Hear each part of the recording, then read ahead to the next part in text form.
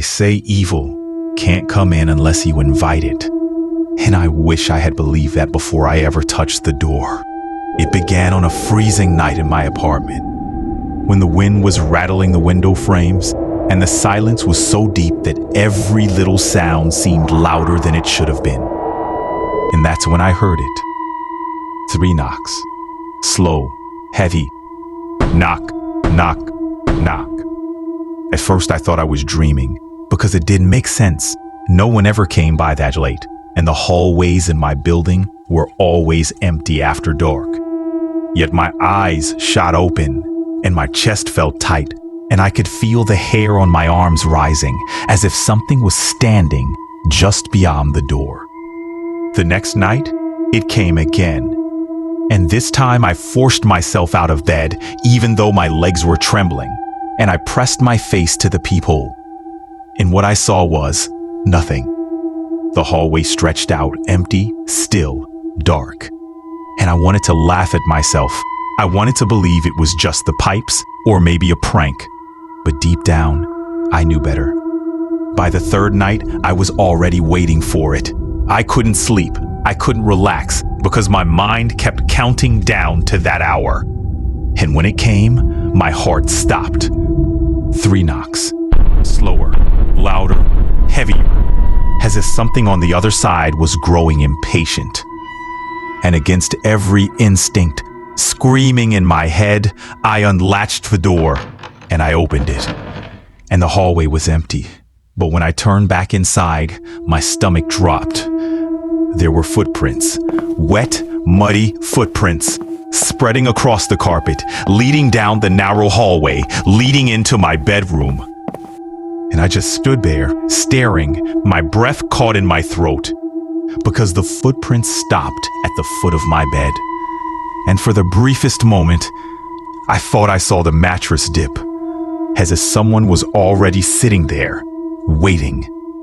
I didn't dare go closer. Instead, I backed away, dragging a blanket with me, and I sat curled up in the corner of the living room, every nerve in my body burning. And that's when it happened. At exactly 3:15 a.m., my bedroom door creaked open, and something stepped out. It was tall, impossibly tall, its shoulders brushing the frame of the door, and its body looked thin, stretched, wrong, and its head tilted to one side, too far, like it was listening to the sound of my heartbeat. And then, it spoke. It whispered my name, and I wanted to scream, but my throat locked, and no sound came out, and I buried myself under the blanket like a terrified child, praying that if I couldn't see it, maybe it couldn't see me. And when the light of morning finally broke through the windows, I looked up, and it was gone. But the footprints remained, clear as ever, leading straight to the bed where I'd once slept. I moved out within the week, convinced I had escaped it. And for a while, I let myself believe that maybe it was just a nightmare. Maybe it was just exhaustion. Maybe it was something that lived only in that old apartment. But I was wrong. Because even now, years later, I'll wake in the dead of night, and the air will feel heavy again, and the silence will press against my ears, and then I'll hear it. 3 knocks. Slow, deliberate, patient. And I know it's still waiting for me to open the door again.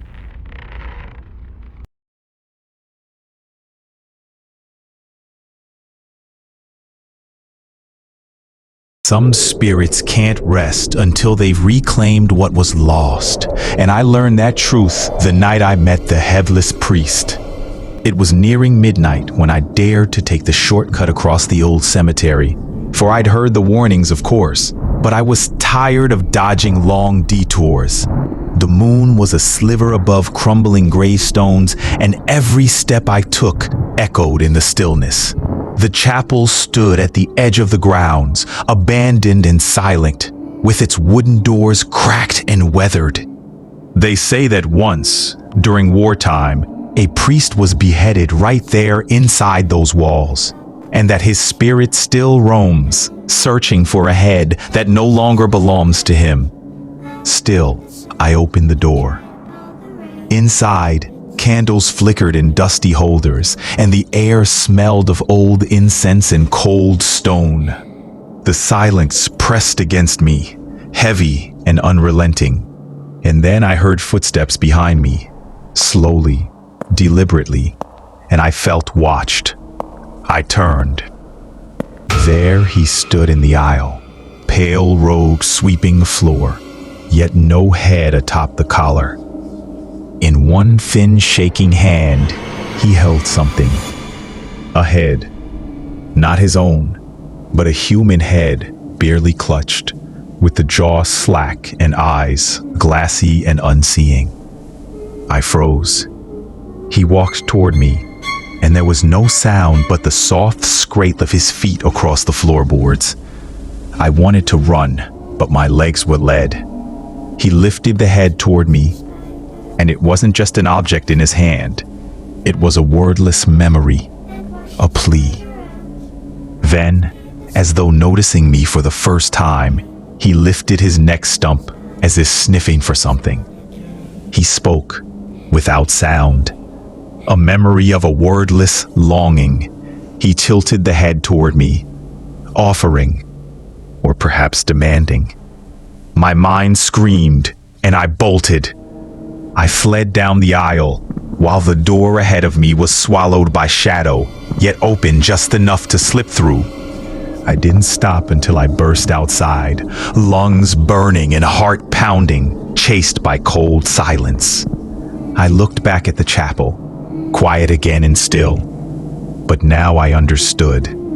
The headless priest was not a vengeful ghost, but a lost soul, incomplete and cursed to wander for eternity, searching. I never returned to that cemetery, yet the memory lingers. Some nights, when I pass by old stone walls or silent churches, I feel him. Not malevolent, but forever sorrowful. They say, if you see a headless figure carrying a head at midnight, don't scream and don't taunt. Just acknowledge what's missing and offer a prayer. Because sometimes the most tragic ghosts aren't looking to scare us. They're just hoping to be whole again.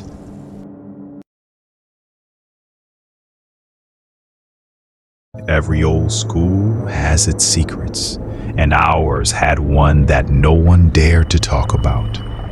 The third floor of the main building, room 3B. It looked ordinary enough during the day, because the desks were lined up neatly and the chalk dust clung to the board and the sunlight spilled through cracked windows. But at night, it was different. I was part of the school paper, and one evening I stayed late to finish an article. And by the time I packed up, the campus was empty, and the janitors were already locking up. I rushed down the hall, my footsteps echoing, and that's when I heard it. Chalk scraping against the board. It was coming from room 3B. I froze, because everyone knew the story. A teacher who once collapsed in that classroom decades ago, and she was found lifeless. And her lesson was unfinished, and the chalk was still clutched in her hand. They said she never left.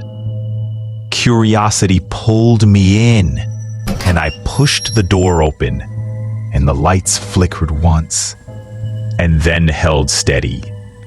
The room was empty, yet on the blackboard, words were being written, slowly, carefully, as if guided by an invisible hand. Sit down.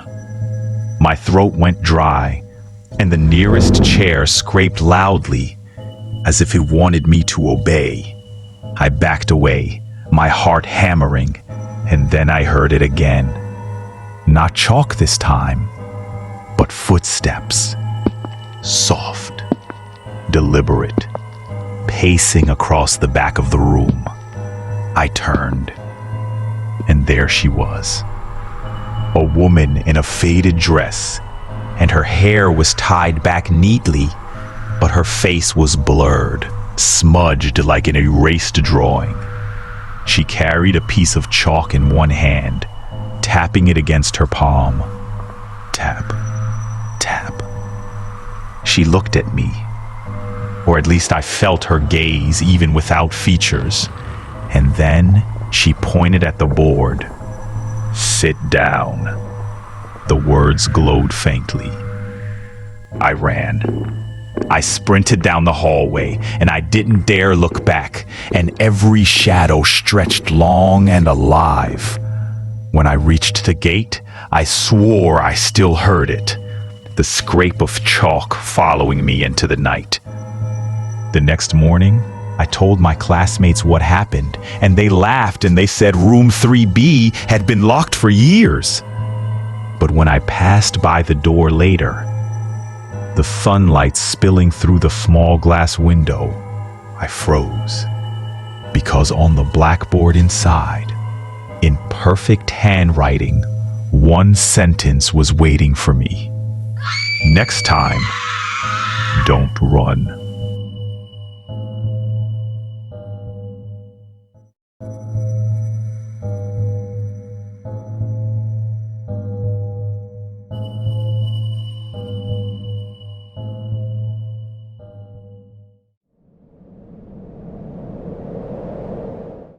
I always thought ghost stories were just entertainment, the kind of thing people tell to keep kids from staying out too late. So when people warned me, don't drive down Balete Drive at night because you'll see the white lady, I laughed it off. I said, yeah, right, and maybe she'll hitch a ride, Venmo me for gas, and give me a Yelp review. But one night, it wasn't funny anymore. It was around midnight, and I was driving home, dead tired. My GPS rerouted me, and before I realized it, I had turned onto Balete Drive. And let me tell you, this road feels different. The Balete trees hang over you like giant skeletons, and the shadows seem to move even when the wind is still. That's when I saw her. A woman dressed in white was standing by the roadside. Her long black hair covered her face, but I swear I felt her eyes burning through me. Now, normally if you see someone in the middle of the night, you think maybe they need help. But let's be real. Nobody wearing a floor-length gown at midnight is asking for directions. That's not a lost tourist. That's a horror movie. Still, I slowed down because something about her pulled my attention, and then I blinked. Just once. She was gone. And the car suddenly turned cold. So cold I could see my breath fogging up the windshield. My stomach dropped because I knew what that meant. I looked in the rearview mirror, and there she was, sitting in the back seat.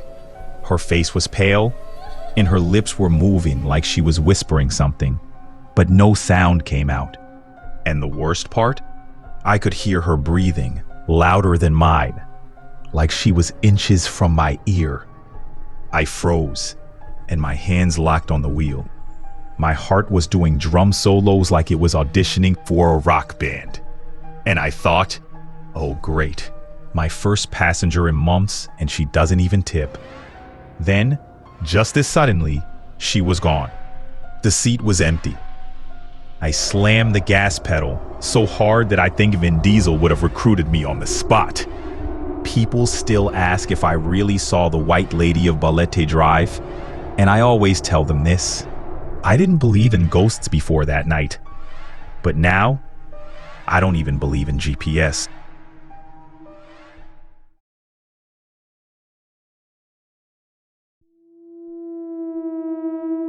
I grew up hearing about Sitio Bangugot, a village in the Philippines that people call the Nightmare Town. They said if you sleep there, you might never wake up. And of course, I laughed. I thought, sure, sounds like every Monday morning. But one night, I found myself there, and I learned real quick, this was no joke. I was visiting a friend, and he offered me a place to stay overnight. His house looked normal enough, but the air felt heavy, like the walls were holding their breath. Still, I was tired, so I shrugged it off. I told myself, come on, you don't believe in curses, right? When I finally laid down, that's when it started. At first, I thought I was dreaming. I was lying there, but I couldn't move. My body felt glued to the bed, and the room was darker than it should have been. Then I heard it, the sound of footsteps, slow, dragging like someone's bare feet scraping the floor. I wanted to open my eyes, but I couldn't. I wanted to scream, but my mouth wouldn't work. And then I felt it. A weight pressing down on my chest like someone was sitting on me. My lungs screamed for air, but no matter how hard I tried, I couldn't breathe. My heart was pounding so hard I thought it was going to burst out of my ribs. And then the whispering started. A low, guttural voice right by my ear. I couldn't understand the words, but the tone was clear. It wasn't friendly. Now listen, if you've ever had sleep paralysis, you know how scary it is. But this wasn't like that. This felt real, too real. And then I saw it, a figure crouched in the corner of the room. Its body twisted like its bones didn't fit right. Its eyes glowed faintly in the dark, and they were locked on me. I thought, great. I came here for free lodging, and instead I booked a room straight out of The Conjuring. The pressure on my chest grew stronger, and my vision started to blur. I swear I felt myself slipping, like my soul was being pulled out. And then, just when I thought it was over, I remembered what the locals had told me. If it happens, bite your tongue. So I did. Hard. The pain shot through me, and suddenly, I could move again.